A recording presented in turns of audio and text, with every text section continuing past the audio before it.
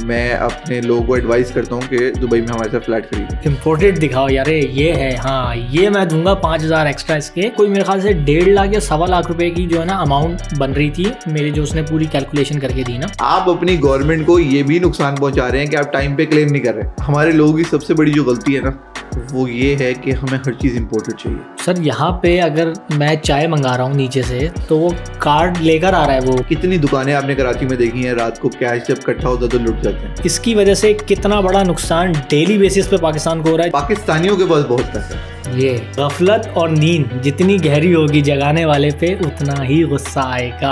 अस्सलाम वालेकुम जी, उम्मीद करता हूँ आप सब खैरियत से होंगे। भाई इकोनॉमिकल सिचुएशन जो इस वक्त पाकिस्तान की है ना, तो मैंने सोचा कि अपनी पॉडकास्ट में एक ऐसे बंदे को दावत दूं जो फाइनेंस की मालूमात रखता है और लोगों को वो ये बता सके कि करप्शन इदारों की जो भी है उसके अलावा जो आम आवाम यानी हम और आप, इनका कितना बड़ा अहम किरदार है हमारी इकनॉमी को बर्बाद करने में। तो इसी हवाले से मैंने अपने स्टूडियो में आज दावत दी है हम्माद भाई को। हम्माद भाई का ताल्लुक जो है वो फाइनेंस से है। सीए इन्होंने जो है यूके से पढ़ा है और दुबई के अंदर ये पिछले 12-13 साल से जो है ना कारोबार कर रहे हैं रियल एस्टेट का। लेकिन आज हम जो है ना फाइनेंस के हवाले से बात करेंगे और बताएंगे आपको कि लोगों की क्या गलती है, कहाँ कहाँ हम लोगों की पर्सनल मिस्टेक्स हैं जिनकी वजह से आज पाकिस्तान की इकॉनमी के ये हाल है। तो अस्सलाम वालेकुम। वालेकुम सलाम मंसूर, कैसे हो आप? मैं ठीक हूँ सर, आप बताएं। कंफर्टेबल हैं? सही है अल्हम्दुलिल्लाह। मतलब तैयार है लोगों के लिए, मतलब लोगों के जो अभी कलमात आपके लिए आने वाले हैं नीचे, क्योंकि आप तो जगाने वाले ना। मैंने एक कहावत पढ़ी थी अभी रिसेंटली कि गफलत और नींद जितनी गहरी होगी जगाने वाले पे उतना ही गुस्सा आएगा। तो भाई आप तैयार हैं कि अब हम आप पे गुस्सा निकाल दें? मैं तैयार हूँ। अब अपना गुस्सा निकाल सकती है। हमें कोई इस चीज़ का अगर हम किसी को कोई अच्छी इंफॉर्मेशन दे रहे हैं बिल्कुल तो हमें कोई फर्क नहीं पड़ना चाहिए। हम तो अपना एज अ पाकिस्तानी फ़र्ज़ अदा करेंगे कि लोगों को बताएं कि भाई कहाँ कहाँ हम गलती कर रहे हैं। एग्जैक्टली। और हम पाकिस्तान से बाहर रहने वाले लोग पाकिस्तान के बारे में ज़्यादा सोचते हैं बजाय इसके उन लोगों के। तो आपने अम्माद भाई बहुत ही प्यारी बात की है कि जो पाकिस्तान से बाहर रहते हैं ना, लोगों को लगता है कि यार ये तो मुल्क छोड़ के चला गया या ये तो बहुत इंजॉय कर रहा है सारी चीज़ें, लेकिन असल याद उन्हीं को आती है। एग्जैक्टली। और उन्हीं को पाकिस्तान की वैल्यू का पता होता है। अच्छा अम्माद भाई, मैं इदारों की करप्शन के ऊपर बात नहीं करूंगा। मैं एक आम आदमी का कितना बड़ा कसूर है जो कि उसको रियलाइज़ भी नहीं हो रहा कि उसको इकोनॉमी में जो तबाह करने में उसका कितना बड़ा हाथ है, कितना बड़ा अहम किरदार है। उसके हवाले से आपको क्या लगता है कि कहाँ पे हमारे लोग गलती कर रहे हैं और रियलाइज़ नहीं कर पा रहे? हमारे लोगों की सबसे बड़ी जो गलती है ना वो ये है कि हमें हर चीज़ इम्पोर्टेड चाहिए। मिसाल के तौर पे आप शॉप पे जाते हैं, आपको खाने की चीज़ से लेके इम्पोर्ट तारों तक, जूसर, ब्लेंडर, जूते सब इम्पोर्टेड चाहिए। क्या आपको लगता है कि हमारा मुल्क इस हालत में है कि हम हर चीज़ें इम्पोर्टेड अफोर्ड कर सकते हैं? अच्छा, इस चीज़ से पहले मैं चाहूँगा कि आप आवाम को ये बताएं कि इम्पोर्ट और एक्सपोर्ट का क्या इम्पैक्ट होता है मुल्क की इकोनॉमी पे और किस तरीके से चलता है ये। अच्छा, मैं आपको बहुत लेमैन की लैंग्वेज में समझाने की कोशिश करता हूँ ताकि आपकी ऑडियंस के लिए बहुत ईजी हो जाए। एक्सपोर्ट का मतलब ये है कि नॉर्मल बंदे के, नॉर्मल घराने के लिए इनकम, उसकी तनख्वाह, उनकी इनफ्लो ऑफ कैश कितना है, एक्सपोर्ट से होता है। एक्सपोर्ट से होता है, सही है। इम्पोर्ट का मतलब ये होता है कि हमारे एक्सपेंसेस कितने हैं। अब अगर आपकी तनख्वाह आपके एक्सपेंसेस से कम हो तो आपको क्या लगता है कि आपके घर के क्या हालात होंगे? बहुत बुरे हालात होंगे। तो फिर पाकिस्तान के हालात आपको अब समझ में आ गए होंगे कि एक्सपोर्ट हमारी इतनी है नहीं, लेकिन लोग इंपोर्ट धड़ाधड़ कर रहे हैं। धड़ाधड़ इंपोर्ट हो रही है और हर चीज़ पब्लिक को इम्पोर्टेड चाहिए। तो अगर एक एग्जांपल की बात करूं मैं कि एक दुकान पे मैं जा रहा हूं सदर में जूसर लेने या टोस्टर लेने या कोई घड़ी लेने, तो वो मुझे सबसे पहले 2 ऑप्शन देता, भाई ये लोकल है, ये इम्पोर्टेड है। और मेरी राल as usual as a Pakistani सबसे पहले जाती है कि भाई इम्पोर्टेड दिखाओ यार, ये है, हाँ ये मैं दूंगा 5,000 एक्स्ट्रा इसके। तो इसमें कितना नुकसान मैं अपनी इकोनॉमी का कर रहा हूँ जो मैं रियलाइज़ नहीं कर पा रहा। आप 2 तरह से अपनी इकोनॉमी का नुकसान कर रहे हैं। नंबर 1, आप जो चीज़ ले रहे हैं उसको, उस चीज़ को दोबारा रिप्लेस करने के लिए अपने स्टॉक में बाहर से मंगवानी पड़ेगी। मैं आपके लिए बहुत ईजी करता हूँ। नंबर 2, जो चीज़ आपने रिजेक्ट कर दी है वो आपकी अपनी कंट्री में बनी थी और आपने अपनी कंट्री के लोगों के ऊपर कॉन्फिडेंस शो नहीं किया और इसीलिए आपकी अपनी कंट्री में जब उस मटेरियल का फ्लो नहीं होगा, सेल्स नहीं होंगी, तो कैसे वो आके और बनाएगा। जैसे कि गाड़ियों के साथ होता है। जैसे कि गाड़ियों में सुजुकी की हम बात करें या जो पाकिस्तान में मैन्युफैक्चर हो रही हैं वो गाड़ियाँ इतनी महंगी हुई हुई हैं, तो इसकी यही वजह है कि लोग जो है ना वो परचेज नहीं करते। अब देखिए, मैं आपको गाड़ियों की एग्जांपल ना कुछ नंबर्स, स्टैट्स और मैथ्स के साथ देता हूँ और I try to make it very easy for you. Pakistan में एक ट्रेंड बन चुका है कि या तो हमें जापानीज गाड़ियाँ चाहिए, जो हमारी लोअर मिडिल क्लास इनकम वाले जो लोग हैं उनको जापानीज गाड़ियाँ चाहिए। जो हमारी हाई क्लास है, खैर उनको तो हम काउंट ही नहीं कर सकते। हाँ। उनके पास तो ऐसी ऐसी गाड़ियाँ हैं पाकिस्तान में कि हम हैरान हो जाते हैं कि ये हम पाकिस्तान में ही हैं या थोड़ी देर के लिए हम दुबई की शेख ज़ायद रोड पे आ चुके हैं। तो अब लोअर मिडिल क्लास जो है उनको जापानीज गाड़ियाँ चाहिए। अब आप इसकी डिफेंस में ये कहेंगे कि पाकिस्तान में जो ऑल्टो या मेहरान जो गाड़ियाँ हैं उनमें क्वालिटी नहीं है। तो मेरे भाई इसकी मिसाल ना हम अपने पड़ोसी मुल्क से लेते हैं। पाकिस्तान में जो गाड़ी, लेट्स से हम डॉलर टर्म्स में ले जाते हैं क्योंकि हम करेंसी और इन सब को कैलकुलेट नहीं करेंगे। मेहरान रफली आपको पड़ रही है $30,000 की, वेयर एज इंडिया में same type of car, Swift या छोटी ब्रांड की जो गाड़ियाँ हैं वो $7,000 में पड़ रही हैं। उसकी वजह ये है कि वहाँ पे लोग अपनी बनाई हुई चीज़ खरीद रहे हैं। अब सुजुकी को या जो लोकल ब्रांड्स हैं आप उनको कैसे ब्लेम कर सकते हैं? जब आप उनसे खरीदेंगे ही नहीं तो वो बेचेंगे कैसे? मतलब आप ये कह रहे हैं जैसे एक मेहरान वहाँ पे 15-16 लाख रुपए पाकिस्तानी की पड़ती है और यही इंडिया में 4-5 लाख रुपए में मिल जाती है रफली। तो ये इतनी महंगी जो बेच रहे हैं, तो ये इतनी महंगी है और क्वालिटी नहीं है, या जैसी उस दूसरे पैसों में उनको जापानीज मिल जाती है, तो लोग शायद इस वजह से नहीं जाते। सर बात यह है कि अगर आप उनको मौका नहीं देंगे मेहरान को या सुजुकी को बनाने का और आप उनसे खरीदेंगे नहीं तो वो इम्प्रूव कैसे करेंगे? अब देखें, मेहरान और सुजुकी ये कोई गली की दुकान नहीं है कि अब वो कुछ भी अपने एक्सपेंसेस जो हैं वो मैनेज नहीं करेंगे। अब उन्होंने अपने एक्सपेंसेस मैनेज करने हैं। अब हम फिक्स कॉस्ट लेते हैं, उनकी जो फिक्स कॉस्ट है, अजम्पशन लेते हैं उनकी फिक्स कॉस्ट $100 है। हम वो 10 गाड़ियां बना के बेच रहे हैं तो हर गाड़ी में फिक्स कॉस्ट $10 लग रही है। यही अगर वो 50 गाड़ियां बना के बेचेंगे तो उनकी फिक्स कॉस्ट जो है वो $2 हो गई।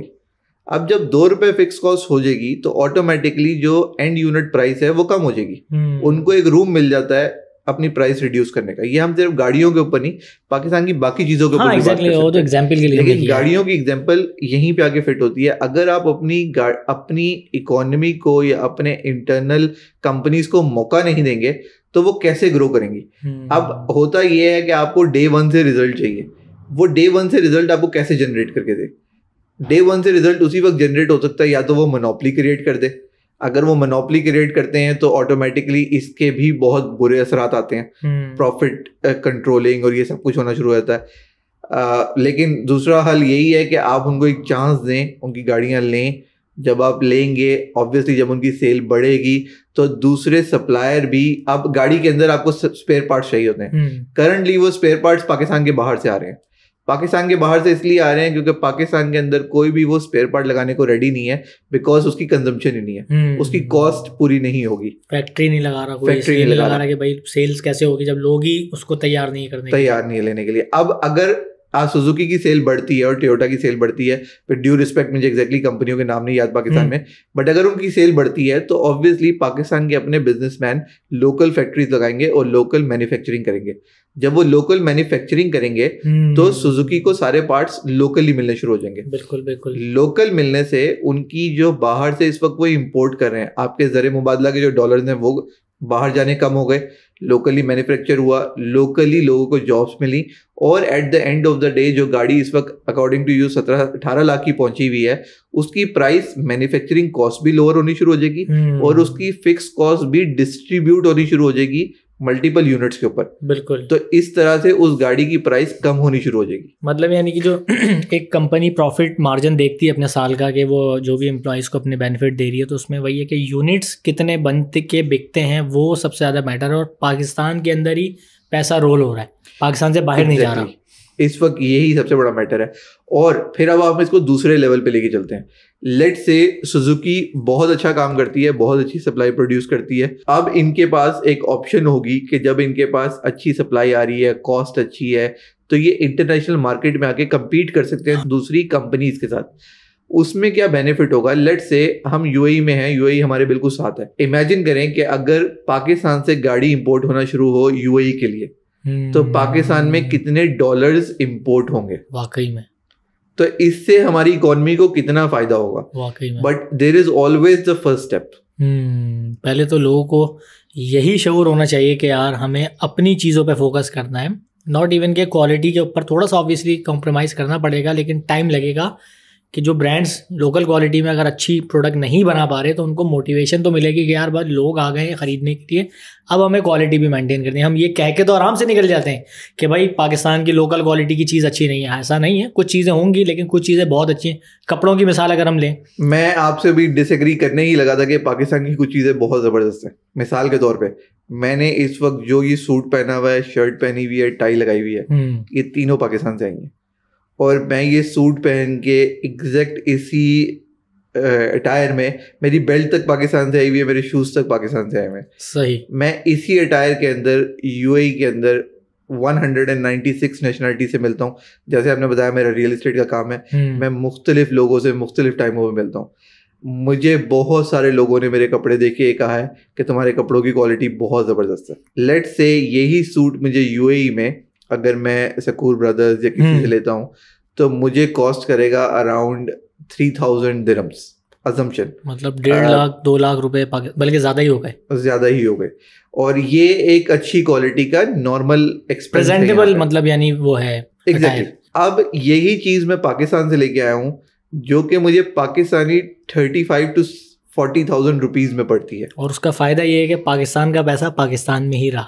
इनफैक्ट मेरे केस पे मैं बाहर से पैसा पाकिस्तान लेके गया। हाँ, क्योंकि आप तो यहाँ के, मैं यहाँ पे रहता हूँ, तो मुझे बहुत प्राउड फील होता है जब कोई मुझसे मेरे कपड़ों के बारे में पूछता है। नहीं, वाकई में ये बात तो मैं आपकी बिल्कुल अग्री करता हूँ। मैं इटली में था, वेनिस में, और वहाँ पे मैं घुसा ज़ारा के उसमें ना, तो दानियाल मेरे साथ था, तो उसने मुझे दिखाया, उसने बोला देख मानी ये ज़ारा के स्टोर पे हम ये क्या लिखा हुआ है, मेड इन पाकिस्तान। अच्छा, कितनी बड़ी बड़ी फैक्ट्रीज़ हैं कराची के अंदर जो जूते बनाती हैं, और मतलब मुझे, और अगर आपको पता चल जाए ना ये फला ब्रांड का, सिर्फ उसके ऊपर लोगो नहीं होता, लोगो जाता है बाहर लगने के लिए, लेकिन मैन्युफैक्चर वो पाकिस्तान में हो रहा है। क्यों? क्योंकि उनको पता है कि यार ये क्वालिटी भी अच्छी बना के दे रहे हैं, लो कॉस्ट के अंदर हो रहा है, लेकिन हम बदनसीब हैं कि हम खुद उनको नहीं पहन पा रहे, क्योंकि हमारा वही है ना कि लोकल नहीं भाई, इंपोर्टेड चाहिए। अब यही जूता बाहर जाएगा, स्टैम्प लग के आएगा, 50,000 रुपये एक्स्ट्रा देंगे हम उसके। और आप जब 50,000 रुपये एक्स्ट्रा देंगे तो एक्चुअली हुआ ये है कि आपने उसको लेट से $400 में एक्सपोर्ट किया, हाँ, और $600 में इंपोर्ट किया। वाह। तो आपने अपनी ही इनकम के $200 किसी को बाहर ऐसे ही दे दिए, ऐसे ही दे दिए वाकई में, सिर्फ इस चक्करों में कि ये इम्पोर्टेड है।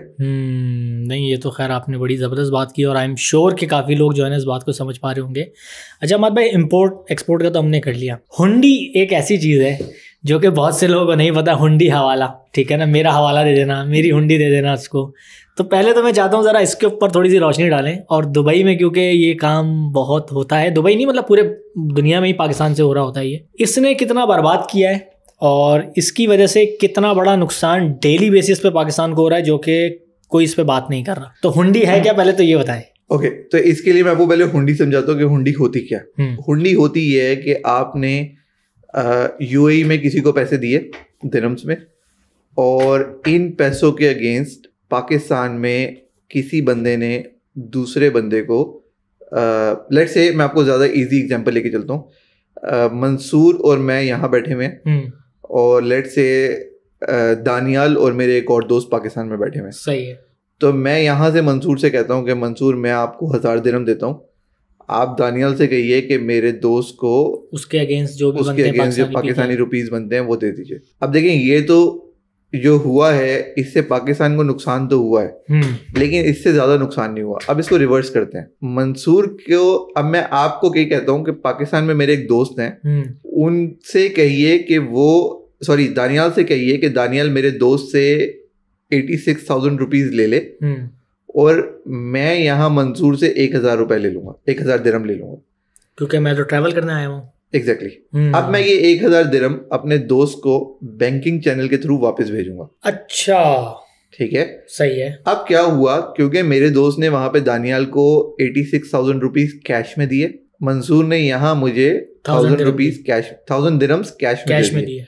मैंने ये 1,000 दिरहम बैंक के थ्रू अपने दोस्त को भेज दिए, और ये इनकम मेरे दोस्त के लिए टैक्स फ्री हो गई, और वो उसमें रेट भी कम होगा। लेट्स से मेरे एग्जैक्ट जो ओपन मार्केट रेट चल रहा है वो 82 रुपीज चल रहा है for example. I am just going with an example, मैंने रेट्स नहीं देखे। मैंने जिस वक्त अपने दोस्त से कहा कि वो दानियाल के साथ ये करें, तो मैंने अपने दोस्त से कहा कि दानियाल को 4 रुपए पर दिरहम ज्यादा दे देना। अब दानियाल खुश हो रहे हैं कि उनको 4 रुपए ज्यादा मिल गए, मतलब 86 का मिल रहा है उसको, 86 का मिल रहा है, तो दानियाल इज वेरी हैप्पी कि मुझे जो है 5% 6% ज्यादा मिल रहे हैं। सही है। एट द सेम टाइम यहाँ पे मंसूर भी हैप्पी है कि इनको 1000 दिरहम दे दिए दानियाल ने और मंसूर ने, प्रॉफिट का 50-50 शेयरिंग कर लिया। लेट्स से 1000 दिरहम के ऊपर आप लोगों ने अर्न किए कोई around 4-5,000 rupees Pakistani, so you both split 4-5,000 rupees, आपस में आप लोगों ने आधे कर लिए। मैंने वो 1000 दिरहम जब वापस भेजे तो मेरे दोस्त ने एक्चुअली उसके ऊपर 15% टैक्स पे करना था, इनकम टैक्स, और मैंने ये ओवरसीज से भेजे तो मेरे दोस्त को कोई टैक्स पे करने की जरूरत नहीं, वो इंटरनेशनल रेमिटेंस हो गई ना। अच्छा एक बात मुझे बताएं, अगर मुझे यहाँ पे आपको जैसे पैसे भेजने या मुझे यहाँ पे आपको देने, तो मैं वहाँ पे जैसे दानियाल है वो आपको बैंक के जरिए क्यों नहीं भेज रहा? अच्छा इसी के ऊपर मैं आने लगा हूँ। ये चीज हमारी इकोनॉमी को 2 तरह से इफेक्ट कर रही है। एक तो मैंने आपको सिंपल बता दिया कि 11% टैक्स मेरे दोस्त ने बचा लिया क्योंकि उन्होंने दानियाल को 4% एक्स्ट्रा देके खुश कर दिया, 11% मेरे दोस्त के बच गए। अब इस चीज का जो दूसरा नुकसान है वो हमारी इकोनॉमी के ऊपर कैश प्रिंटिंग पे हो रहा है, क्योंकि ये सारे काम जो हैं वो कैश में होते हैं, ठीक है। अब सब लोग एक दूसरे को कैश, अनफॉर्चुनेटली ये पाकिस्तान के लिए बहुत अनफॉर्चुनेट है कि पाकिस्तान एक कैश इकोनॉमी है और इसकी वजह से कैश के जो बिल्स हैं वो हमेशा ही मार्केट में शॉर्ट रहते हैं और इनको पूरा करने के लिए गवर्नमेंट कंटिन्यूसली प्रिंट कर रही है। अब जितना गवर्नमेंट प्रिंट कर रही है उतनी इन्फ्लेशन आ रही है, तो आपने गवर्नमेंट को हुंडी के through let's say the institution of Pakistan को 11% का टैक्स में नुकसान पहुंचाया। एट द सेम टाइम मैंने, क्योंकि वो ट्रांजैक्शन पाकिस्तान में कैश में करवाई है, तो उसका जो कैश प्रिंटिंग है मैंने उसके थ्रू भी इन्फ्लेशन में नुकसान पहुंचाया पाकिस्तान को। अच्छा, इसको हम और एम्पलीफाई करते हैं। अब ये जो पाकिस्तान में ट्रांजैक्शन हुई है ये कैश में हुई है और उसका कोई ट्रैक नहीं है, तो हमें नहीं पता कि वो जो पैसे दानियाल को दिए गए थे वो लीगल रिसोर्सेज से अर्न भी किए गए थे कि नहीं अर्न किए गए थे। क्या पता वो किसी की रात की रिश्वत की कलेक्शन हो। हाँ ऐसा, यानी कि जो आपकी बात का मतलब है कि पाकिस्तान की जो इकोनॉमिकल सिचुएशन है वो तो उसकी बेसिस पे देखी जा रही है ना, जो रजिस्टर्ड हैं पैसों की ट्रांजैक्शन। एग्जैक्टली जो ब्लैक मनी कह लें या जो कैश मनी कह लें उसका तो है ही नहीं। मतलब यानी कि पाकिस्तान की टेक्निकली इकोनॉमी जो है ना वो नॉर्मल है, लेकिन जो ऑन पेपर है उसकी वजह से पाकिस्तान की इकोनॉमी बड़ी डाउन हो रही है। देखें पाकिस्तान की इकोनॉमी में करेंसी का इशू हम ये कुछ सालों से बहुत ज़्यादा हो गया, क्योंकि अनफॉर्चुनेटली पाकिस्तान के जो ब्रेन्स हैं, थिंक टैंक्स हैं, उन्होंने सारी दुनिया को बैंकिंग सिखाई है, बट इट्स वेरी अनफॉर्चुनेट कि पाकिस्तान में बैंकिंग आज भी कैश के ऊपर चल रही है। बैंकिंग का कॉन्सेप्ट पाकिस्तान में बहुत कम है। लोग आज भी कैश पे ही डील करते हैं। I don't know why Pakistan में ट्रांसफर्स और चेक्स का ट्रेंड नहीं बनता। क्यों वो कॉन्फिडेंस डेवलप नहीं कर पा रहे एक दूसरे के ऊपर? क्यों हर बंदा, लेट्स से आपके जो किराएदार हैं, जो मालिक मकान है, वो भी आज तक इसी साइकिल में चल रहे हैं कि हमें किराया कैश में दे दो। क्यों कैश में दे दो? किस चीज का डर है आपको? आप क्यों उसको बैंक ट्रांसफर के थ्रू नहीं लेते? और देखें कैश में और भी बहुत नुकसान होते हैं। लोग क्या करते हैं, आपने कैश ले लिया, आप कैश की रसीदें कब तक संभाल के रखेंगे? यही अगर बैंक ट्रांसफर हुआ हो तो कितना इजी हो जाता है कि आपकी कोई कंफ्यूजन है, कुछ भी है, आप फौरन बैंक के रेफरेंसेस खोल लेते हैं। लेकिन लोग टैक्स भी तो नहीं देना चाहते सर। लोगों को इस बात का अभी तक आइडिया नहीं हुआ कि टैक्स वो दे रहे हैं, पता नहीं है उनको, सिर्फ वो फाइल नहीं करते। हाँ, दे तो रहे हैं, वो दे तो रहे हैं, दे तो आप यकीन करें सांस लेने के अलावा हर चीज पे आप टैक्स देते हैं और आप रियलाइज नहीं कर पा रहे, और आपको ये लग रहा है कि मैं 2 कैश की ट्रांजैक्शंस करके जो है ना वो अपना टैक्स बचा रहा हूँ, हालांकि टैक्स तो आपसे निकाल रही है गवर्नमेंट। और ये टैक्स क्योंकि आप फाइल नहीं कर रहे तो आप कहीं पे बेनिफिट भी क्लेम नहीं कर पा रहे। मतलब जो आपके फायदे हैं वो आप ले नहीं रहे, फायदा दे जरूर रहे हैं आप, दे जरूर रहे हैं। अब हम एग्जाम्पल लेके चलते हैं। कोई भी तनख्वाहदार बंदा जो है, जिसकी अल्हम्दुलिल्लाह पाकिस्तान में अच्छी तनख्वाह है, वो ऑटोमेटिकली टैक्स नेट में आना चाहिए। लेकिन वो क्या करते हैं कि जी हमारी तनख्वाह में से टैक्स ना कट जाए। इसी चक्रों में बहुत सारे लोग अच्छी कंपनीज में जॉब नहीं करते, क्योंकि अच्छी कंपनीज जैसे बैंक्स हो गए, मल्टीनेशनल्स हो गई, दे ऑलवेज डिडक्ट टैक्स और वो गवर्नमेंट को सबमिट होता है। अब होता ये है कि आपने अपना मोबाइल फोन लिया हुआ है, आपके मोबाइल फोन के ऊपर एक बिल आता है जिसके अंदर आपकी एडवांस इनकम टैक्स कट गई है। आपने बैंक से कैश विड्रॉ किया है और आपका विद होल्डिंग टैक्स कट गया है। आपने बिजली के बिल के ऊपर भी कभी जाके देखिए, विद होल्डिंग टैक्स और एडवांस इनकम टैक्स कटा हुआ होता है। गैस के ऊपर भी हुआ है, सब बिलों के ऊपर कट रहा है। सिर्फ इन सबको कंपाइल करना है और सबमिट करना है। लोग ये नहीं करते। अच्छा अहमद भाई, हुंडी का आपने मुझे बताया कि भाई हुंडी की वजह से ये नुकसान हो रहा है, तो आपको ये नहीं लगता कि जो हमारी गवर्नमेंट ने सिस्टम बनाया हुआ है, लोग मजबूर हैं हुंडी इस्तेमाल करने पे? क्योंकि अगर देखें, पाकिस्तान से मैं पैसा बाहर भेजने की कोशिश करूं तो बहुत मुश्किल होती है और अच्छे खासे पैसे कट जाते हैं। मुझे नहीं पता कितने % होते हैं, लेकिन ऐसा है।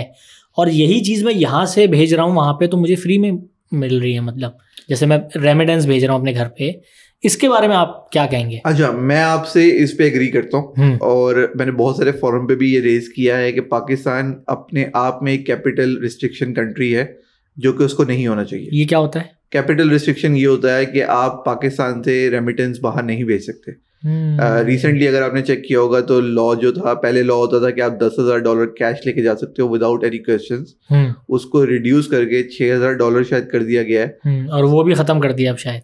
और आई थिंक उसको पूरे साल का कर दिया। हाँ, कि साल में आप $6,000 ले जा सकते हो। ये अभी रिसेंटली कुछ ऐसा हुआ है। एग्जैक्टली सही है। अब देखें, इससे गवर्नमेंट को भी कुछ नुकसान होते हैं। अब लेट से एक बंदे को बाहर घर खरीदना है, एक फ्लैट खरीदना है। फॉर एग्जांपल मैं रियल एस्टेट में हूँ, मैं अपने लोगों को एडवाइस करता हूँ कि दुबई में हमारे साथ फ्लैट खरीदें, क्योंकि करेंसी फ्लक्चुएशन रेंट में एडजस्ट हो जाती है। बिल्कुल। अब एक बंदे के पास पाकिस्तान में कैपिटल है and he wants to invest outside. देखिए, कंट्री उसी वक्त ग्रो करता है जब उस कंट्री की इन्वेस्टमेंट बाहर जाके और इन्वेस्टमेंट जनरेट करके मुल्क में वापस लेके आए।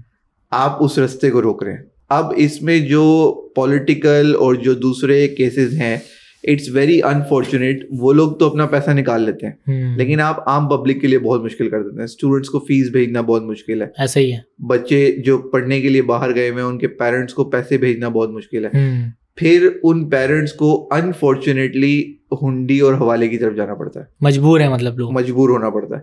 तो मैं वाकई आपसे इस बात में तो कहूंगा कि गवर्नमेंट को चाहिए कि इस चीज को ओपन कर दें। अब आप यूएई की एग्जांपल लीजिए। यूएई कैपिटल रिस्ट्रिक्शन कंट्री नहीं है। मैं अभी आपके सामने बैठे बैठे पाकिस्तान में $1 मिलियन भी ट्रांसफर कर दूं तो मुझे सिर्फ ये पूछने के लिए फोन आएगा बैंक से कि ये ट्रांसफर आप ही ने एग्जीक्यूट किया है। उसके बाद वो मुझसे ये नहीं पूछेंगे कि मैंने क्यों किया है, किसको किया है। उनका इससे कोई कंसर्न नहीं। और इसी वजह से ये कंट्री बैंकिंग में और रिकॉर्ड्स में और चैनल्स में इतना अच्छा है कि आपने बहुत दफा देखा होगा कि मेरी जेब में कैश नहीं होता। ऐसा ही है। तो आप ये देखोगे इस कंट्री ने अपने नोट्स चेंज किए हैं रिसेंटली और इन नोट्स की मार्केट में शॉर्टेज नहीं हुई। उन्होंने बहुत स्मूथली नोट चेंज किए। The biggest note in UAE is 1000 dirhams और 1000 दिरहम का नोट बहुत कम लोग, यानी कि बैंकों से विड्रॉ करना बहुत कम है। इन्होंने बैंकिंग को इतना आसान किया हुआ है कि हमें इस तरह की ट्रांजैक्शंस ये सब कुछ नहीं करनी पड़ती। और ये सिर्फ यहाँ पे नहीं, मैंने तुर्की तक में देखा है कि उन्होंने मोबाइल के नीचे एक छोटी सी डिवाइस लगाई हुई होती है and then they will just swipe your credit card for that. हाँ, ये तो है बिल्कुल। इवन ठेले वाले के पास भी है। यानी आप ये कह रहे हैं कि टैक्सेशन के ऊपर भी अगर लोग सिर्फ फोकस कर लें कि मैंने फाइल करना, और फाइल करना मेरे ख्याल से अब बहुत आसान है कि आप ऑनलाइन जाके खुद भी कर सकते हैं। आपको किसी वकील की ज़रूरत नहीं है अगर आप कुछ चीज़ें देख लें तो। देखिए, मैं ओवरसीज पाकिस्तानी हूँ और मैं ओवरसीज पाकिस्तानी होने के नाते मैं उर्दू बोल बड़ी अच्छी लेता हूँ, लेकिन मेरी उर्दू पढ़नी और लिखनी जो है वो सुभान अल्लाह ही है, क्योंकि मैंने बाहर से सारी जिंदगी में बाहर रहा हूँ। मैं अपना टैक्स खुद फाइल करता हूँ। यस, मैं चार्टर्ड अकाउंटेंट हूँ, मैं ACCA हूँ, बट मैं इसको इतनी इजीली जाके फाइल कर लेता हूँ। IRS की जो वेबसाइट है, इट्स वेरी इजी वन, कोई मुश्किल नहीं है। मैं पिछले 6 साल से करता आ रहा हूँ। आप ये पूछेंगे कि मैं टैक्स पाकिस्तान में क्यों फाइल करता हूँ? आप तो जाते ही नहीं है। नहीं, मैं जब भी जाता हूँ मेरे वहाँ पे एक्सपेंसेस होते हैं। उसमें से बहुत सारे एक्सपेंसेस ऐसे हैं जो मेरे क्लेमेबल होते हैं। मैं उनको हर दफ़ा जाके क्लेम करता हूँ और मेरे बड़े आराम से रिफंड जो है। मेरा अल्हम्दुलिल्लाह एक्सपीरियंस ये है कि मैंने आज तक कभी किसी टैक्स अथॉरिटी के बंदे से मेरा आज तक इंटरेक्शन नहीं हुआ। मैंने कभी उनसे बात नहीं की, कुछ नहीं किया। मैंने लास्ट ईयर एक छोटा सा प्लॉट बेचा था, उसमें मेरी जो एडवांस टैक्स डिडक्ट हुआ था क्योंकि मैं फाइलर था। मैंने अपनी रिसीट सबमिट की, मैं ऑनलाइन गया, मुझे वो रिफंड आ गया after the deduction of general capital gain tax. मतलब जो भी उसमें बनता था आपका वो आपको रिटर्न मिल गया। यस, मेरे केस में बनता था। अच्छा, ये ना मेरे साथ हुआ था जब मैंने आज से कोई 5-6 साल पहले जब पहली दफ़ा अपना सारा टैक्सेशन वगैरह के ऊपर फोकस किया। तो जब हमने 3 साल का स्टार्ट में जो करवाया ना एक साथ जो हमने कंपनी रजिस्टर की थी, तो वकील ने मुझे ना बड़ी टेंशन थी कि यार पता नहीं कितने पैसे लगेंगे, क्या होगा ये वो। तो ओवरऑल मुझे याद पड़ रहा है कोई मेरे ख्याल से 1.5 लाख या 1.25 लाख रुपए की जो है ना अमाउंट बन रही थी मेरी, जो उसने पूरी कैलकुलेशन करके दी ना। अब मुझे ये हुआ, मैंने कहा भाई ये तो 1.5 लाख रुपए जो है ना वो अभी देने पड़ेंगे, कहाँ से अरेंज करूँ, अभी तो कंपनी के कुछ आने प्रोजेक्ट वगैरह। तो उसने बोला मानी भाई आपकी ना ऑलमोस्ट सारी चीज़ें जो है ना वो रिफ्लेक्ट हो चुकी हैं, जो थे सारे विद होल्डिंग में ये वो ना, आपने सिर्फ 15 या 16 हज़ार रुपये जो है ना वो और ऊपर जमा करने जो रहते हैं, और उसके अलावा आपकी पूरी 3 साल की जो है ना टैक्सेशन बिल्कुल सही हो जाएगी। तब मुझे समझ में आया कि ये विद होल्डिंग टैक्स का क्या कॉन्सेप्ट है, और ये जो कटता है ना ये तो हमने समझ लें पहले से एडवांस में रखवाया हुआ है। हम क्योंकि फाइल नहीं कर रहे तो वो हमारी प्रोफाइल के ऊपर आ नहीं रहा, रिफ्लेक्ट नहीं कर रहा। नंबर 1। नंबर 2, क्योंकि आप फाइल नहीं कर रहे तो गवर्नमेंट उसको यूज नहीं कर पा रही। अब जब गवर्नमेंट उसको यूज नहीं कर पा रही तो वो सन्ड्री अकाउंट में जा रहे हैं, they are expecting you to claim it. अब गवर्नमेंट को नहीं पता ये कोई क्लेम करेगा कि नहीं करेगा।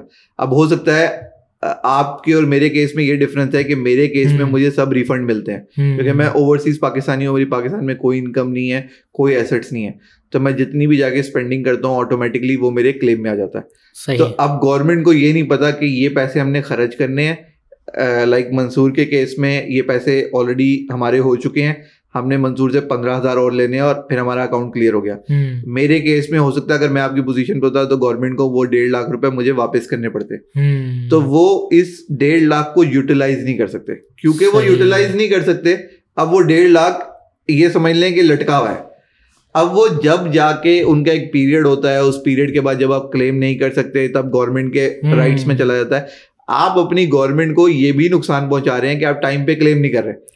भाई आप टाइम पे क्लेम कर लें, गवर्नमेंट को पता चल जाएगी उनका रेवेन्यू बन चुका है, वो इस रेवेन्यू को खर्च करें और आप ही के कहीं यूटिलाइजेशन में लेके आए। और वो करप्शन में भी चले जा सकते हैं ना कि भाई इसने तो क्लेम ही नहीं किया, ये तो रख ले भाई, तू रख ले यार, तू चला एक काम कर यूएस हो के आ जा। देखिए ये एक अलग डिबेट है। नहीं ऐसा हो सकता है या नहीं हो सकता? मैं जैसे मैं अपनी गवर्नमेंट के ऊपर कोई कमेंट नहीं दे सकता ऐसी चीजों के लिए।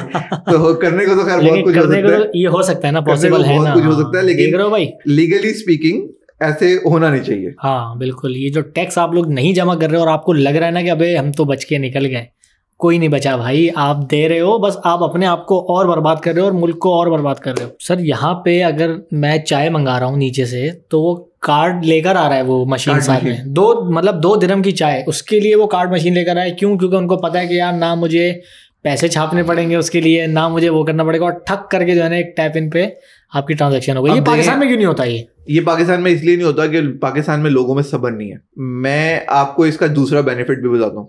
अब एक कार्ड की ट्रांजेक्शन से सबसे बड़ा बेनिफिट ये है कि अगर डाकू लूटने के लिए आते हैं तो क्या लूट के जाएंगे? कार्ड मशीन ऐसा ही है, ले जाएं, 1 मिनट में बंद हो जाएगी और आपके पैसे सेफ हैं। अनफॉर्चुनेटली पाकिस्तान क्योंकि कैश इकोनॉमी, और मैंने आपको बताया कि कैश का बहुत ज्यादा फोकस है। कितनी दुकानें आपने कराची में देखी हैं, रात को कैश जब इकट्ठा होता है तो लुट जाते हैं। ऐसा ही है। आप सिर्फ 2% कार्ड का पे करना नहीं चाहते, आप अपना वो 2% बचाने के लिए 2 लाख 20 लाख 20 लाख आपके लुट गए, लेकिन आपका माइंड अभी भी वहीं पे है कि मैं ये 2% बचा लूं, मैं कार्ड मशीन नहीं रखूंगा। भाई आप क्यों कार्ड मशीन एक्सेप्ट नहीं करते? मैं आपको इसी के ऊपर एक बड़े मजे का लतीफा सुनाता हूँ। पाकिस्तान दुनिया का वाहिद मुल्क है जहाँ पे करीम वाले आपको एज अ पैसेंजर छोड़ देते हैं अगर आपने कार्ड लगाया हुआ है। अल्लाह माफ़ करे अहमद भाई, क्या दुखती रग छेड़ दिया आपने। ये लाहौर से पहले स्टार्ट होता, लाहौर इस्लामाबाद से, कराची में नहीं होता, लेकिन अब ये कराची में भी हो गया। इवन कि अब तो चलो मेहरबानी है उनकी कि वो फ़ोन करके पहले पूछ लेना भाई कार्ड है, नहीं कैंसिल, वरना आपके पास आके आपको कैंसिल कर देना, नहीं भाई हम नहीं दे रहे। क्यों ऐसी हरकतें करते हैं? अच्छा उनके रीजंस अलग है, मैंने पूछा काफ़ी वालों से कि मैं आपको उनके रीजंस देता हूँ और मैं कहता हूँ उनके रीजंस वैलिड नहीं है। उनको 15 दिन का सब्र नहीं है, 15 दिन में पेमेंट आती है, यही उनका रीजन है। उनको 15 दिन का सब्र नहीं है। बिल्कुल। रात को वो लूट जाते हैं, यानी कि रात को उनको कहीं पे भी गन पॉइंट पे लूट लिया, कैश लूट लिया सारा। वो ज्यादा बेटर है कि उनके पैसे सेफ्टी से बैंक में आए, एक रिकॉर्ड रहे और उनको भी तसल्ली हो। देखो बैंक से कोई गन पॉइंट पे लूट नहीं सकता, आपके पैसे बैंक में आ रहे हैं। आप पेट्रोल पंप के ऊपर कार्ड नहीं यूज करते, क्योंकि आपको देखो पेट्रोल पंप भी इसमें इन्वॉल्व है और कस्टमर भी इन्वॉल्व है। कराची में बहुत सारे पेट्रोल पंप मैंने देखे हैं जो 2% चार्ज नहीं करते। अच्छा, मैं इनको अप्रिशिएट करूंगा कि वो लोग बहुत अच्छा करते हैं। वो लोग इस चीज को 2% को अपने टैक्सेबल एक्सपेंसेस में से डिडक्ट करते हैं। ये एक टैक्सेबल एक्सपेंस है जो गवर्नमेंट ने अलाउ किया हुआ है। तो आप क्यों कस्टमर को कहते हैं कि हम आपसे 2% एक्स्ट्रा लेंगे, जब आप वापस ले सकते हैं, जब आप अपने टैक्सेबल एक्सपेंस लेते हैं। वो डबल मतलब चीजें, ये डबल नहीं है, भरोसा नहीं है कि गवर्नमेंट से वापस मिलेंगे। हाँ, क्यों भरोसा नहीं है? आप पहले अपने ऊपर तो भरोसा रखें। सही बात है। आप अपना काम सही करेंगे तो दूसरे को कहना आसान लगता है कि यार ये अपना काम नहीं कर रहा। सही बात हम as a Awam, as a Pakistani कह लें, पाकिस्तानी, हम आज तक अवाम नहीं बन सके। हम अपने आप में हैं। मतलब यानी ये आप बात कहना चाह रहे हैं कि हमारी ये कोशिश होती है कि भाई हम निकल जाएं, मतलब मेरा मसला हल हो जाए, भाड़ में गया पाकिस्तान का मसला, भाड़ में गए पाकिस्तान के लोग, मैं निकल जाऊं जो भी 2 पैसे दे के या जान छुड़ा के, और आज ही निकल जाऊं। मुझे कल पे भरोसा नहीं है। ऐसा ही सबर नहीं है, बेसिकली सबर नहीं है, और इसके अंदर वो अपना ज्यादा नुकसान करवाते हैं। अच्छा, यानी कि आपका कहना ये है कि अगर हम सिर्फ एक काम ये करें कि जो ट्रांजैक्शन है वो कार्ड के ऊपर ले आए तो बहुत सारे मसले हमारे बेहतर हो सकते हैं। ऐसा ही है, हमारे बहुत सारे मसले बेहतर जैसे कि हमारी करेंसी की प्रिंटिंग कम हो जाएगी। सही है, एक तो ये हो गया। दूसरा, आपकी चोरों से बच गए। सही है। आपकी फाइनेंशियल ट्रांजैक्शंस रिकॉर्ड होनी शुरू हो गई, जिससे आपको ये पता चल रहा है कि आपकी एग्जैक्ट इकोनॉमी जो अभी बिल्कुल कैश के ऊपर लोगों के घरों में पड़ी हुई है, वो रिफ्लेक्ट होकर आपके मुल्क के हालात बुरे ना हो या डिफॉल्ट की तरफ कभी भी ना जाए। इतना पैसा तो है पाकिस्तान में। पाकिस्तान के पास बहुत पैसा है, अल्हम्दुलिल्लाह। एक्चुअली नहीं, पाकिस्तानियों के पास बहुत पैसा है। ये अल्हम्दुलिल्लाह, ये की ना आपने बात कि पाकिस्तानियों के पास बहुत पैसा है, पाकिस्तान के पास पैसा नहीं है। एग्जैक्टली। आपको पाकिस्तानियों के पैसे की अगर मिसाल लेनी है तो आप किसी भी रेस्टोरेंट के बाहर जाके खड़े हो जाए और सिर्फ ये चेक कर लें कि पर टेबल बिल कितना बन रहा है। सर वो टिम हॉर्टन वाला जो सीन हुआ अभी, जो लाहौर के अंदर हुआ, आपके शहर के अंदर हुआ। सर हम तो खाने पीने में वैसे ही फेमस हैं। सर क्या बात है, लेकिन सर आप क्योंकि लाहौर के गधे खा गए टिम हॉर्टन के चीज। सर ये गधे की एक डिबेट जो है ना, ये बड़ी अजीब और गरीब है, इस पर भी कभी हम बात करेंगे। लेकिन हाँ, ये बात तो है कि लोग जो है ना वो पैसा खर्च करना जानते हैं, करते भी हैं, लेकिन वही कि हमारी ये कल्चर कैश का है तो बस उस पे निकल जाते हैं। When we are on Tim Hortons, तो आपको क्या लगता है टिम हॉर्टन्स हमारे लिए एक इंपोर्ट है कि एक्सपोर्ट है? पता नहीं। So let's say Tim Hortons कहाँ का ब्रांड है? बाहर का है। बाहर का है, तो जब टिम हॉर्टन्स पैसे कमाएगा तो क्या करेगा? बाहर लेके जाएगा। तो जितनी आप टिम हॉर्टन्स की कॉफी खरीदेंगे, इंपोर्टेड कॉफी पी रहे हैं आप। ऐसा ही है। क्या आपका मुल्क इंपोर्टेड कॉफी अफोर्ड कर सकता है? लेकिन हमारे भाई इस तरह की बात, अगर मैं इसको इस नज़रिए से देखूं कि अगर इस तरह की चेन आती हैं पाकिस्तान में और लोग खर्च कर रहे हैं, तो वो तो पाकिस्तान में ही है ना पैसा। पाकिस्तान में लोग $70 क्यों नहीं पी रहे?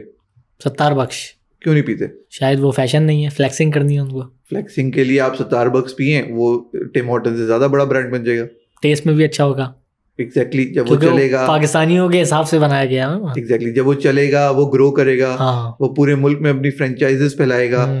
हो सकता है उसकी एक फ्रेंचाइज दुबई में भी आ जाए, तो एक ग्लोबल ब्रांड बन जाएगा, लंदन में खोलेगा, दुबई से घूम के वैसा उधर आपके मुल्क पाकिस्तान वापस जाएगा। जो रेवेन्यू वो यहाँ बनाएगा वो यहाँ का प्रॉफिट लेके वापस पाकिस्तान जाएगा। ऐसे ही है, लेकिन ये उस दिन होगा जिस दिन आप पीना शुरू करेंगे। तो इस तरह तो सर ये मैकडॉनल्ड, KFC वगैरह ये भी वही है। तो फिर अगेन आपकी आवाम के पास पैसा नहीं है और आप मैकडॉनल्ड्स खा रहे हैं, तो फिर आप गवर्नमेंट को ब्लेम ना करें कि गवर्नमेंट ने। लेकिन मैं एक चीज़ में बड़ा ज़बरदस्त वो दूंगा कि पाकिस्तान के कुछ ब्रांड्स हैं जो कि इंटरनेशनल लेवल पे जाने चाहिए, वो क्यों नहीं जा रहे। चाहे टेस्ट की बात करूँ, अगर मैं स्पेशली कराची में जिस किस्म के खाने मिलते हैं और लोग बहुत पसंद करते हैं लोकल चेन्स को, मतलब रोज़ाना नई नई खुलती हैं, रोज़ाना बंद होती हैं, लेकिन कुछ चीज़ें ऐसी हैं, जैसे मैं मिसाल दूँ आपको, कबाब चीज़ है, ठीक है ना, कोलाची है, ये इंटरनेशनल लेवल के ब्रांड्स बन सकते हैं। आई डोंट नो कहाँ पे लैग कर रहे हैं, क्यों कोई सपोर्ट नहीं कर रहा, क्या है मसले, आपको क्या लगता है? देखिए, इसमें कभी कभी ना जो लोग ब्रांड को रन कर रहे हैं उनको शायद वो सपोर्ट ना दी जा रही हो जो कि उनके लिए इजी है। अब लेट से बुंदू खान, मैं आपको बुंदू खान की मिसाल ज़्यादा अच्छी दूंगा क्योंकि मैं लाहौर में बहुत खाता हूँ। सही। तो बुंदू खान को अगर दुबई में रेस्टोरेंट खोलना है, और जाहिर बात है कैपिटल लाना पड़ेगा, इन्वेस्ट करना पड़ेगा, टाइम लगाना पड़ेगा। अब आप बुंदू खान के लिए इतना मुश्किल कर दें, वही हुंडी पे मजबूर हो बेचारा वो, लेकिन वो मेरी तरह हुंडी को एक्सेप्ट नहीं करते। हाँ। तो वो बाहर अपने ऑफिस नहीं खोलेंगे, वो बाहर अपनी ब्रांच नहीं खोलेंगे। समझिए, आप उनके लिए बहुत मुश्किल करते जा रहे हैं। मतलब वो लॉयल हैं अपने मुल्क से, इसीलिए वो हुंडी पे नहीं जा रहे, क्योंकि उनको पता है कि मिलियंस ऑफ डॉलर जो है ना उनको ट्रांजैक्शन करनी पड़ेगी एग्जैक्टली अंदर के तरीके से, टेबल के नीचे से। सही। वो इसको एक्सेप्ट नहीं करते, तो इसलिए शायद वो ओपन नहीं कर रहे।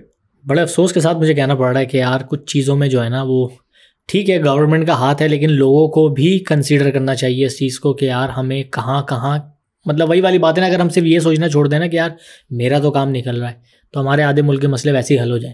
लेकिन लोग वही सब्र नहीं है, जज्बाती हैं, फिर अपनी सैलरी से ज़्यादा एक्सपेंसेस की जो है ना ख्वाहिशात हैं, जो कि होता है कि भाई बाहर के कपड़े पहनने हैं, बाहर के जूते पहनने हैं। एनीवे, अच्छा मुझे ये बताएं कि एक आम पाकिस्तानी को अपनी दोस्तियों में ऐसे कौन से टेक्निकल लोगों के साथ दोस्ती रखनी चाहिए जो कि मुल्क की इकोनॉमी पे इन फ्यूचर रिफ्लेक्ट करेगा, जैसे चाहे वो वकील हो, चाहे वो टैक्सेशन वाले मामलात हों, या वो डॉक्टर हो, व्हाटएवर। मतलब आपको क्या लगता है कि किस तरह के इंसान के हर दोस्त होने चाहिए? मंसूर, मैंने ना तकरीबन 16-17 कंट्रीज़ में फिरा हूँ, और एज यू सेड कि मैं यूके से पढ़ के आया हूँ, तो मैंने एक चीज़ वहाँ पे देखी है कि डॉक्टर, अकाउंटेंट, लॉयर और रियल एस्टेट एजेंट, वो अपने मियाँ बीवी चेंज कर लेते हैं, इनको चेंज नहीं करते। यानी एक आम आदमी उसकी वजह यह है कि इन लोगों की एक्सपर्टीज की बेसिस के ऊपर वो लोग काम करते हैं। लेट से वहाँ पे अगर आपको,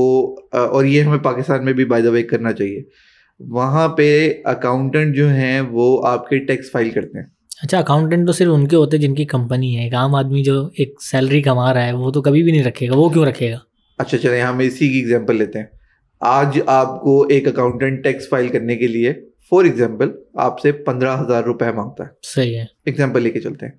और उस टैक्स फाइल करने के बाद आपको पता चलता है कि आपने जितने भी इधर उधर बिल्स वगैरह सब जमा कराए हुए थे, जैसे आपके केस में आपने 10,000 और पे किए और आप फाइलर बन गए और आपका सब कुछ क्लीन हो गया।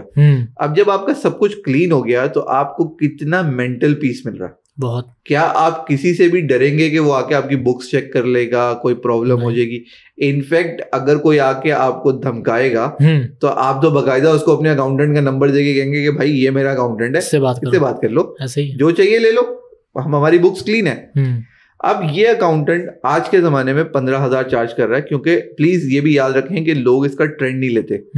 क्योंकि लोग ट्रेंड नहीं ले रहे, उस अकाउंटेंट को भी अपना बिजनेस चलाना है, अपना घर चलाना है, तो उसके पास 10 क्लाइंट हैं जिनसे वो 15,000 लेके 1.5 लाख रुपए कमा रहा है। अब हर कोई ये काम शुरू कर देता है, एज अ अकाउंटेंट लेना शुरू कर देता है। तो ये जो अकाउंटेंट है, इनकी फीस 15,000 से 5,000 पे आ जाती है, क्योंकि इनको यूनिट मिल गए, क्वांटिटी मिल गई, खर्चे जो है ना पूरे हो गए। एग्जैक्टली। मतलब यानी कि जो लोगों की मेंटालिटी है कि भाई हम कहाँ से वकील जो है ना रखेंगे, उसको साल के इतने पैसे देने पड़ेंगे या महीने के इतने पैसे देने पड़ेंगे, जो इतने महंगे हैं, वो मसले हल हो सकते हैं अगर लोग क्वांटिटी में ये काम करना शुरू कर दें। आपकी मोहल्ले में लड़ाई हो गई और आपको थाने जाना पड़ा, ऐसा ही है, खर्चा होता है, बिल्कुल होता है, खतरनाक होता है सर, जो खर्चा होता है, और कोई चेक एंड बैलेंस भी नहीं है। हाँ, उसको हम कंसिडर नहीं करेंगे। हाँ, यही आपके पास एक वकील है जो आपने साल के रिटेनर के ऊपर रखा हुआ है।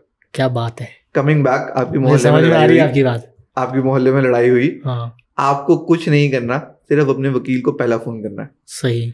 अब लेट से दूसरी पार्टी के पास भी वकील है, क्या आपको लगता है कि ये मसला थाने तक जाएगा या वो वकील आपस में सॉल्व कर लेंगे? आपस में कर लेंगे।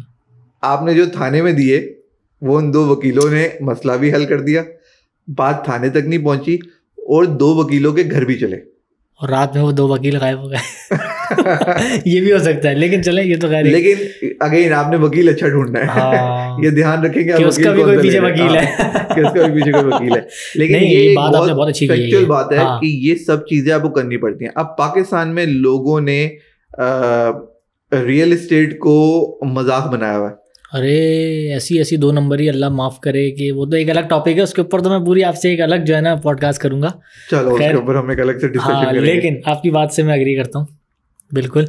अच्छा, एक और चीज़ मुझे ये बताएं कि जैसे लोगों को हमने बताया कि भाई आप जो कॉस्ट दे रहे हैं ना, वो कॉस्ट आपकी लग रही है, लेकिन सही चैनल के थ्रू अगर आप करेंगे ना तो आप पीस ऑफ माइंड के साथ रह भी लेंगे। मेरे साथ एक वाकया हुआ, सी व्यू, आप कराची आए तो वहाँ पे ना एक जगह है मखसूस, वहाँ पे एक नाका लगा होता है लाजमी, मतलब ये आपको इस जाल में से निकल के जाना है। तो मेरी गाड़ी पे जो है ना वो ब्लैक शीशे थे, ब्लैक भी वो थे जो एक सर्टेन परसेंटेज का होता है ना, जो ब्लैक पेपर आप लगाते हैं जो कि अलाउ होता है। अब वो मुझे रोका हमारे जो है ना सिपाही ने, उसने बोला कि जी ब्लैक है। मैंने बोला देखें जी ये चीज़ें, नहीं सर हमें नहीं पता, ये तो इस पर तो चालान होगा। मैंने कहा ठीक है दें चालान आप मुझे। अब वो ना लंबी कर रहा, मतलब वो लिटरली उसका ये था कि बस दे दिला के जो भी है ख़त्म करो। उसने बोला भाई 5-6 हज़ार 10 हज़ार, मैंने जितना भी होगा आप मुझे पर्ची तो दें, मैं चालान कहाँ जमा करूँ या आप मुझे काट के दें।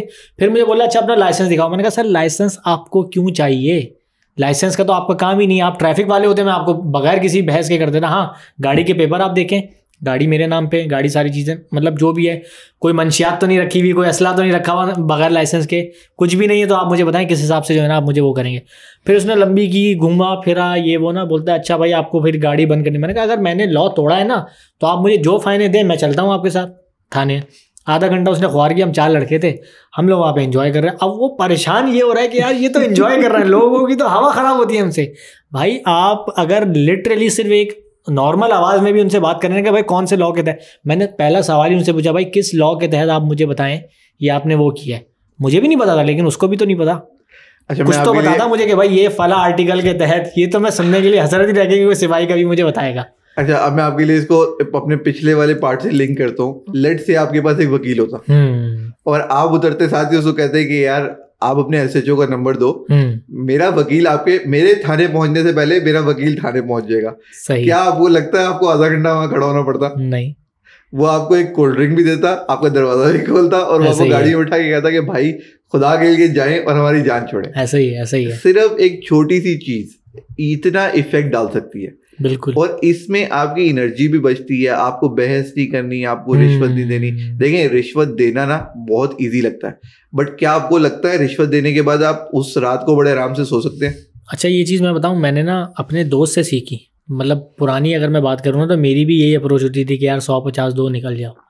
दानियाल है ना, दानियाल से मैंने सीखी है ये चीज़ कि वो अड़ जाता है, सही करता है। नहीं भाई नहीं दूंगा, कुछ भी कर लो, थाने लेके जाना है लेके चलो, अगर मैंने तोड़ा है लॉ ना बात करेंगे। फिर आएंगे मेरे कॉल ने कि कहाँ पे मैंने लॉ तोड़ा क्या किया, लेकिन रिश्वत मैं नहीं दूंगा। अगर मुझे आपने यहीं पे चालान देना है, जो कि पुलिस वालों के लिए नहीं होता, ट्रैफिक वालों के पास तो अब मशीन आ गई है, तो वो वहीं पे लेगा, पे करेगा, चले जाएगा, भले 5,000 रुपये क्यों ना हो। गलती होती है, हमने भी किया। फिर ये चीज़ मैंने सीखी वहाँ से। इसका फ़ायदा मैंने ये देखा, मैंने कहा यार एटलीस्ट मैंने लॉ तोड़ा ना तो मैंने अपना कर्ज अदा कर दिया। एक तो सेल्फ सेटिस्फेक्शन, दूसरा उसके बाद कोई रीज़न नहीं था, और मेरे पैसों के जवाब उसको देना है। मतलब मैंने जो देखिए मुल्क की इकोनॉमी, तो इसमें भी फ़ायदा होता है ना कि जो लोग लॉ तोड़ रहे हैं वो जो है क्या कहते हैं अपना फ़ाइन भरेंगे तो मुल्क के ख़जाने में आएगा। तो मुझे ये भी जो है ना बड़ा सुकून होता है कि हाँ भाई मेरा पैसा अब सही जगह जा रहा है, क्योंकि उसको जवाब तो देना है। देखिए फाइन का कॉन्सेप्ट ये होता है कि दुनिया में फाइन का कॉन्सेप्ट ये है कि अगर आप कानून तोड़ रहे हैं जिससे कि दूसरे को डाउनग्रेडिंग फील हो रही है, तो आप उसका एक हर्जाना भरें, और आपको दोबारा तोड़ना है तो दोबारा तोड़ दीजिए। तोड़े हर्जाना भरते तोड़ें। दुबई में आपने एक से बढ़ के एक गाड़ी देखी है, करेक्ट? सही है।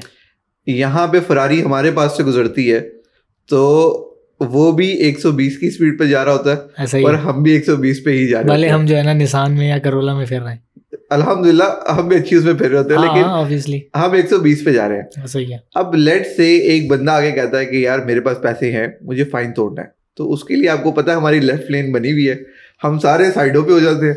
वो बंदा फाइन तोड़ते हुए चला जाता है, उसको फ्लैश में कैमरे पड़ रहे होते हैं और शाम को उसको फाइन आ जाते हैं। बिल्कुल। वो फाइन पे करता है और वो इस बात को वहीं पे खत्म कर देता है क्योंकि उसके पास थे और उसने पे कर दिया, खत्म हो गई। मतलब शौक पूरा किया तो अपने पैसे भी दिए उसने, अपने पैसे भी दिए। अब हम लोग जब रोडों पे साइड पे होते हैं तो हमें वो बैड फीलिंग नहीं आती, क्योंकि हमें ये पता होता है कि यार ठीक है ये 140 पे जा रहा है, इंसाफ पूरा मिलेगा, इंसाफ पूरा मिलेगा। ये आगे से फाइन होता हुआ जा रहा है, हम 120 पे जा रहे हैं, अल्लाह का शुक्र है हमें फाइन नहीं जा रहा। ऐसा ही, ऐसा ही। तो इसमें उस बंदे के पास ऑप्शन आ गई। एट द सेम टाइम जैसे आपने कहा आपने फाइन तोड़ा, आपने कानून तोड़ा, आपने फाइन पे किया, एज लॉन्ग एज किसी इंसान की जान को कोई खतरा नहीं हुआ, आपने अपना फाइन तोड़ा, अपना फाइन पे किया, आप दोबारा तोड़ेंगे दोबारा पे करें, हम आपको दावत देते हैं कि आप तोड़ते रहें और आप गवर्नमेंट को पे करते रहें। लेकिन इसी में अगर आप रिश्वत दे रहे हैं पुलिस वाले को, पैसे तो खर्च कर रहे हैं, लेकिन पैसे तो खर्च कर रहे हैं, इकोनॉमी बर्बाद भी कर रहे हैं साथ। एग्जैक्टली। और अपना नुकसान कर रहे हैं। वही पैसा मैंने आपको भी शुरू में बताया, घूम के दुबई आया और वापस चला गया, तो क्या फायदा हुआ? अच्छा माद भाई, इख्तिताम पे मैं चाहूँगा आप 3 से 4 पॉइंटर्स लोगों को बताएं कि भाई ये चीज़ें ना करें, जैसे कि इंपोर्ट एक्सपोर्ट की आपने मिसाल दी थी, जो भी थे 3 से 4 लाइनों में आप क्या बोलना चाहेंगे? मैं सबसे पहले तो आवाम को ये कहना चाहूँगा कि भाई खुदा के लिए ये जो अपना कैश इकॉनमी बनाई हुई है इसको बंद कर दो, अल्लाह के वास्ते इतना प्रेशर मत डालो स्टेट बैंक के ऊपर कि उनकी मशीनें थक जाएं। हमारी गवर्नमेंट और हमारे मुल्क में इतना बैकअप नहीं है कि हम अपनी करेंसी को प्रिंट करते रहें और ज़ाया करते रहें। नंबर 1। नंबर 2, अल्लाह के बंदो, सब टैक्स दे रहे हो, सिर्फ एक ऑनलाइन IRS पे जाके फाइल करना है, और इसके लिए वीडियोस पड़ी हुई है यूट्यूब के ऊपर। एग्जैक्टली मतलब कितना 1 घंटे 2 घंटे में इंसान सीख सकता है ना कैसे फाइल करना है। आधे घंटे में सीख सकता है। आधे घंटे के अंदर, आधे घंटे की मेहनत है, सीख लो और इकोनॉमी को बचा लो, खुदा का वास्ता है। तीसरा पॉइंट, खुदा के लिए इम्पोर्टेड की जान छोड़ो, अपने लोकल चीज़ों को अपनी लोकल चीज़ें ले लो। बात है, तुम्हारी लोकल चीज़ें बाहर आती हैं और हम बाहर वाले इनको देख के प्राउड फील कर रहे होते हैं कि यार ये पाकिस्तान से आया। यहाँ पे पाकिस्तान से आम आते हैं, जिस वक्त वो आम UAE मार्केट में एंटर होते हैं, एक अलग से पाकिस्तानी होने की ना एक फीलिंग आती है कि यार हर बंदा मार्केट में आके सिर्फ एक बात कर रहा होता है, वो जिस मर्जी नेशनलिटी का हो, वो आके सिर्फ हर दुकानदार से एक बात पूछता है, पाकिस्तानी आम आया, पाकिस्तानी आम, पाकिस्तानी कीनू भी सर, पाकिस्तानी कीनू भी। लेकिन आम का जो माहौल आम का बनता है ना, वो तो आखिर ही है। बिल्कुल। और आखिरी चीज़ भाई, ये हुंडी कल्चर को जो है ना, वो गवर्नमेंट को चाहिए कि यार कुछ ऐसे वसाइल निकाल लेंगे, ये जो बेचारे मजबूर है हवाला हुंडी के ऊपर, हम उनको भी देखें, ज़्यादा कसूरवार नहीं कहेंगे, लेकिन है कहीं ना कहीं। मतलब होता क्या है कि जब आपकी गवर्नमेंट ने ऐसे सिस्टम नहीं बनाया ना, तो बहुत से लोग जो मजबूर होकर वो काम कर रहे हैं, वो तो कर रहे हैं, लेकिन उसकी आड़ में जो काला पैसा इधर उधर, या जो लोग मुखलिस नहीं है आपके मुल्क से, वो आपके मुल्क को बर्बाद कर रहे हैं और आपकी आंखों के सामने कर रहे हैं, आपको पता नहीं चल रहा। तो हमारे भाई, थैंक यू सो मच आज की सारी नॉलेज के लिए। आई होप कि कुछ लोग जाग गए होंगे या जागने की कोशिश कर रहे होंगे। खैर एनीवे, हमारे भाई से इंशाल्लाह दोबारा भी जो है ना, हम बहुत सारी टॉपिक्स के ऊपर बात करेंगे। तब तक के लिए आपसे इजाज़त चाहेंगे, इस उम्मीद के साथ कि आप अपना बड़ा ख्याल रखेंगे, दुआओं में याद रखेंगे, हंसते मुस्कुराते रहेंगे और पाकिस्तान की इकॉनमी को बचाने में भरपूर किरदार अदा करेंगे। शुक्रिया।